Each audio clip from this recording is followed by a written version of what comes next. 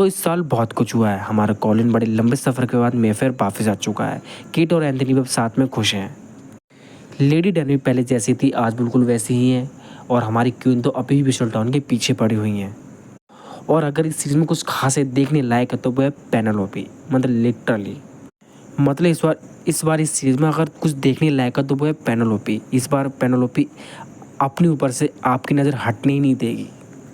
इस बार पेनेलोपी इतनी ज़्यादा इंटरेस्टिंग हो चुकी है और इस बार ये लड़की अपने अंदर जो चेंजेस लाती है, जो बदलाव लाती है, वो बिल्कुल इसकी एक अलग पर्सनैलिटी बना देती है। बिल्कुल अलग ही निखर कर आती है इस बार पेनेलोपी। जो इसकी स्मार्टनेस है, जिस तरीके से सोचती है, किस तरीके से कोने में खड़े होकर लोगों की बातें सुनती है, वो देखने में आपको बड़ा मज़ा आएगा। पिछली बार हमें सीज़न 1 में डेफनी और साइमन की लव स्टोरी दिखाई थी। सीज़न 2 में हमें एंथनी और केट की लव स्टोरी दिखाई थी। लेकिन सीज़न 3 में इस बार हमें कोलिन और पेनेलोपी की लव स्टोरी दिखाई जाती है। मतलब इस बार इस सीरीज़ में सीज़न 3 में इस बार अगर कोई मेन कैरेक्टर तो कोलिन और पेनेलोपी है और ये दोनों डिजर्व भी करते हैं। जब हमने सीज़न 2 में और सीज़न 1 में जब पेनेलोपी और कोलिन को देखा था तो हमने सोचा था कि इन दोनों की भी कोई एक लव स्टोरी होनी चाहिए, एक लव स्टोरी चलनी चाहिए, हमारे दिल में ये था। लेकिन सीज़न 3 में ये बात बिल्कुल सच हो चुकी है। ये दोनों की अब लव स्टोरी है। ये दोनों अब सीरीज़ में मेन कैरेक्टर हैं। इन दोनों की लव स्टोरी है।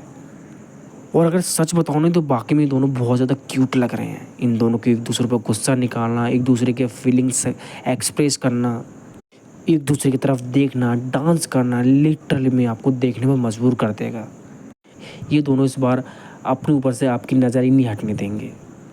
और जब कोलिन को पता चलता है कि एक्चुअली में विशलटॉन है कौन, जो उसका चेहरा होता है उस वक्त देखने लायक होता है, आपकी नज़र ही नहीं हटती उसके चेहरे से। उस वक्त हमारी क्वीन उस पर सारे तरीके अपना रही है विशलटॉन को पता लगाने के लिए, जिस चक्कर में क्रिस्टा कॉपर भी अपनों को साबित करने में लगी है कि मैं ही विशलटॉन हूँ, जो कि उसका दावा बिल्कुल झूठ साबित होता है क्योंकि हमारी विशलटॉन वापस लौट आती है।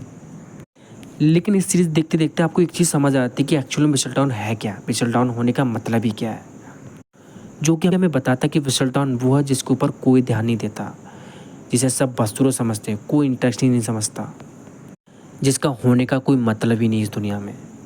वो बस एक कोने में खड़ा रहता है या खड़ी रहती है और बस लोगों की बातें सुनती रहती है, जो कि उसमें उसको मज़ा आ रहा होता है। और जब वो उन्हीं बातों को कहना चाहती है तो वो एक पेपर पर लिखती है और उनको छाप देती है, जिसे लोग पढ़ने में बहुत ज़्यादा मज़ा ले रहे होते हैं, जो कि हमें ये बताता है कि गपशप तो है, चुगली तो है, जो लाइफ को बहुत ज़्यादा मज़ेदार बनाती है, इंटरेस्टिंग बनाती है।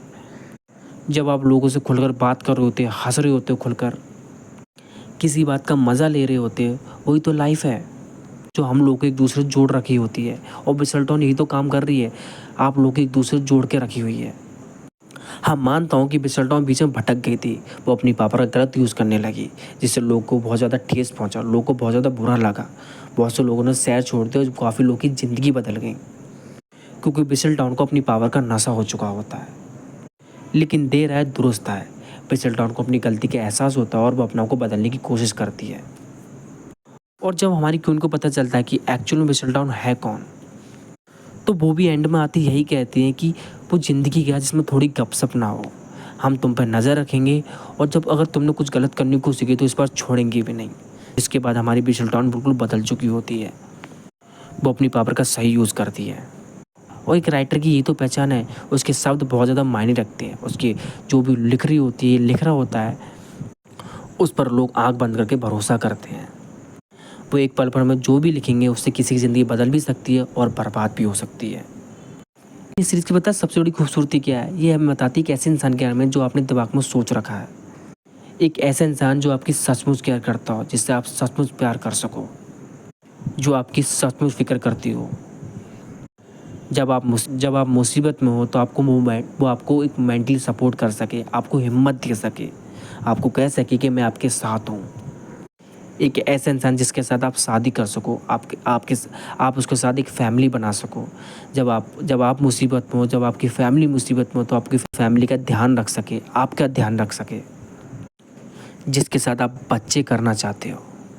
यही सीरीज़ तो हमें समझाना चाहती है कि प्यार लाइफ में बहुत ज़्यादा ज़रूरी है। एक अगर सही इंसान आपको मिल जाए तो आप हमेशा खुश रहोगे। हाँ, थोड़े से झगड़े होंगे, थोड़ी सी अनसुनी आपके बीच होगी।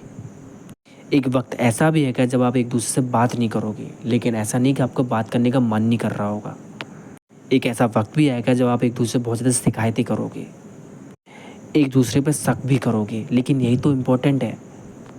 यही तो दिखाता है कि आप उसको खोना नहीं चाहते हो, आप उसको बदलता देखना नहीं चाहते।